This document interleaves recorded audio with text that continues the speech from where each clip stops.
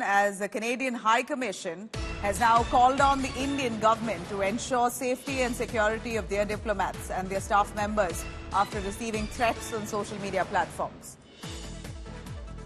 Now, this is something that Canada has raised an issue for the last day or two, right after what Justin Trudeau said in a statement linking India to the death or the murder of the Khalistani leader Nijjar.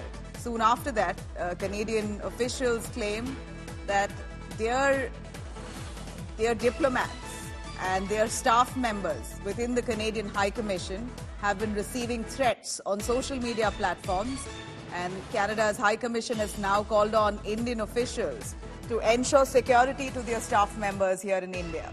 Let me cut across to Geeta Mohan, also joining us, tracking the hectic developments coming in between India and Canada. Geeta, it's unfortunate that we're seeing the relations between the two countries reach this stage. And in the latest, we understand that the Canadian High Commission has requested the Indian government to ensure security to their staff members as they claim threat that they've received on social media platforms. Well, that's right, Nabila. This is the lowest point when it comes to India-Canada relations, which has always been marred in some kind of controversy or the other. But this time around, it has taken another turn where allegations have been leveled. And yes, the countries and peoples of both the countries, to a large extent, quite outraged.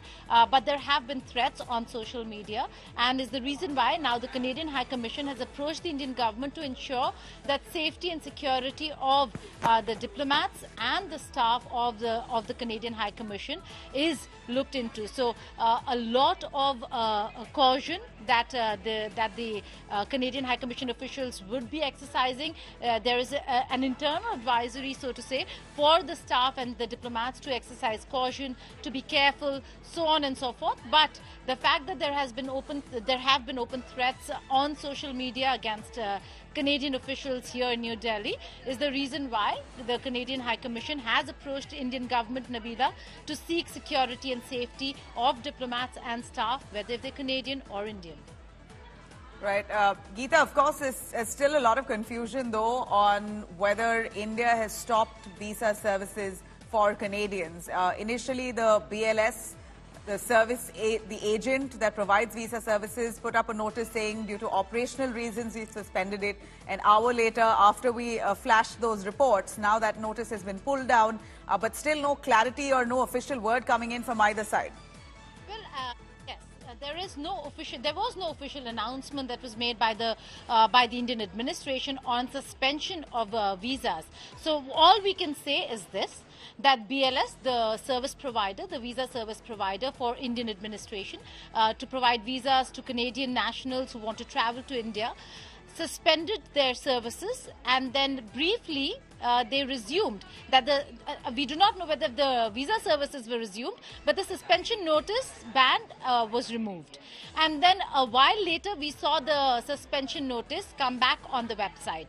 So a little confusion there as to what is happening, whether if visas were officially, visa services were officially suspended by the Indian administration. But certainly there is a notice that's now back on the BLS website, which temporarily, for a very brief period between the suspension notice and the suspension notice coming back, briefly the notice was removed from the website. So there was confusion there, whether if there is suspicion on what's really happening. We do not know whether if it's a policy decision that has been taken, but this is the first time, Nabila, that visa process has been halted by the BLS since the COVID-19 pandemic. And during the pandemic, we knew reasons why visas were not being provided or the services were shut. But this certainly amounts to, or many who are looking at the situation between India and Canada would think that it is because of the heightened tensions between India and Canada for now. But it is certainly not a policy decision that has been announced by the Indian administration. We are just reporting the facts that we see on the BLS website, that there was a suspension notice. The notice was removed briefly, and after our reporting again, we see the suspension notice up again. Okay. So it seems like that suspension notice has now come back.